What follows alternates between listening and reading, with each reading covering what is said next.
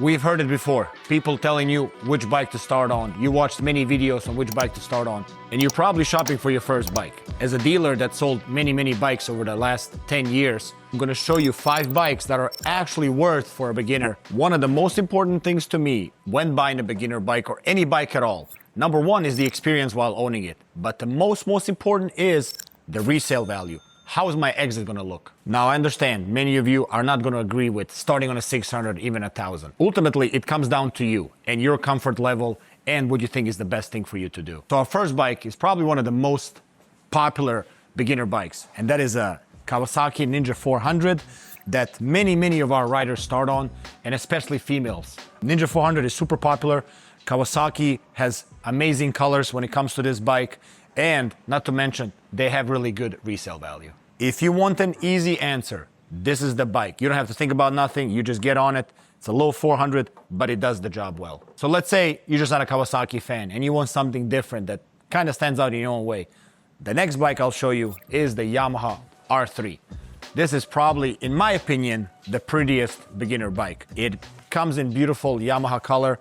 It just looks like a mini superbike, in my opinion. Even though it's little, Yamaha always keeps that similar look with all of their sport bikes. This is the bike that many of our riders begin on, and some of them graduate from this bike to an R6 fairly quickly because this bike kind of gives them the confidence when riding. If you prefer a more naked sport bike look, the bike that's in this range, like the R3, would be the Honda CB 300R. Both of these options are great for beginners. Even if you drop it, it's fine. They're great bikes to start on, and they're great bikes to resell. And this next bike is a bike that you may not regret when you buy. Many riders that start on a 300, 400, a month later, they feel very slow on the bike. They already regret it.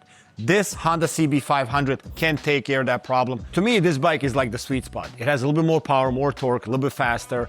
It's also very easy to ride, and it's more forgiving. The only downfall on this bike is it takes a little bit longer to sell, but the price reflects it, because this bike is pretty much the price of a 300. And this next bike, I already know what you guys are gonna say. We get a lot of comments on this, and you guys are gonna say, don't start on this bike. But we usually keep 13 to 15 in stock, and we sell hundreds of them. Is the Kawasaki Ninja 650, and probably the best beginner bike out of all of them. This is probably the perfect sport bike to start on. So this bike looks like a sport bike, and it has a 650 twin engine. It has just enough power and just enough speed for you to really enjoy it. And not to mention, I think this would be a great track bike to start on as well. They're also good if you're a taller rider like me. I personally think that this is the bike I would take over the Ninja 400 and the R3. I think you could easily jump into this bike and manage the power and manage the speed just fine. Let's say you're not a fan of any of the bikes that I showed you, but you still want to cruise and chill and start on something small. This is the perfect bike for that. The Harley 883 is a great starting bike. Now, it is a little bit heavier than, a regular sport bike, but once you get going on this bike, you can really cruise and enjoy your experience with this bike. And they're also very popular with female riders and beginner riders. Downfall on this bike is it is a little bit heavier, and if you're a shorter rider, it does sit a little higher, so you might have a little bit of trouble. It can be underpowered if you're a guy like me, 6'3", 230 pounds, and you may want a bigger cruiser. So now, if it's up to me, I would definitely start on a 600. And GSX-R 600 would be probably the perfect example, or a CBR 600 with a nice slip-on. In my opinion, if you can control your throttle, I think you'll be just fine. Just take your time with the bike, get to know the bike, and it's a bike that's very hard to outgrow unless you plan to do some crazy racing, which I don't recommend.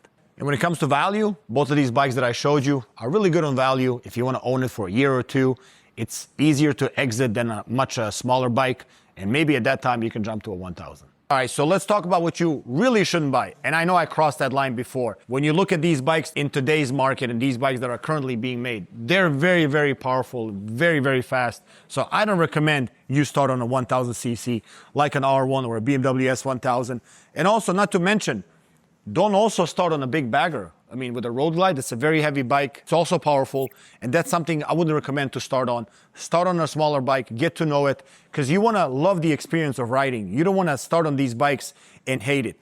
I've bought bikes before where they put 50 miles on these bikes, and they just got scared of it, and they just want to get out of it. Now imagine if these guys started on smaller bikes maybe everything else would be different today. It's not that you probably can't learn how to ride these bikes, but the experience won't be the same. So today what I've shown you is pretty much based on my opinion and based on us selling and buying bikes.